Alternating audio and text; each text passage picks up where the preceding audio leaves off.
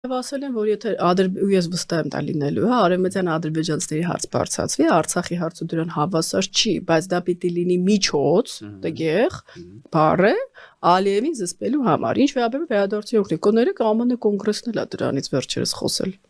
Այսինքն այդ հարցը փակ չի, բարձ է, որ դա մահակ է լինելու։ Ես չեմ զարմանա, որ մի օր Պուտինն է խոսի, եթե որ Ալիևին պետք լինի մի քիչ խելոքացնել, հենց այնպես չի նվիրել ժամանակավոր։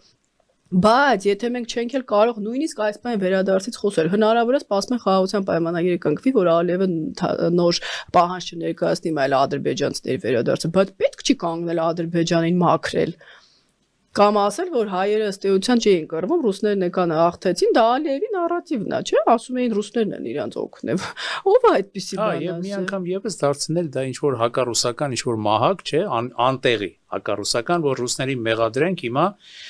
դարձյալ, որ այ ռուսները սադրեցին այդ պատերազմը, թե չէ մենք Ադրբեջանի հետ շատ էլ լավ հարաբերություններ ունենք։ Ես նկատել եմ, որ Նիկոլ Փաշինյանը ինքը այսպեսի հայտարարություններ չի անում, այդ ներողություն անդուր հայտարարությունները Ալեն Սիմոնյանին են տալիս Արցախի վերաբերյալ։ Չի կարելի, եթե մենք նույնիսկ կորցրել ենք, ասենք թե Արցախը եւ ավարտվել է այդ հարցը, մենք չպիտի կանգնենք, ասենք որ դա օկուպացիա քարտ է, վաղը մյուս օր Ալիևը մեզ դատի էր տալիս, չէ, օկուպացիայի համար։ Դուք հավատում եք, որ նա հայց չի ներկայացնի, հա ձեզ մի բան է ասել։ Դա մենք այո, մենք ալիբի ենք տալիս, ներկայացնելու, ասի դե օկուպացիայի փողոտուր։ Հա, օկուպացիայի արյան փողոտուր։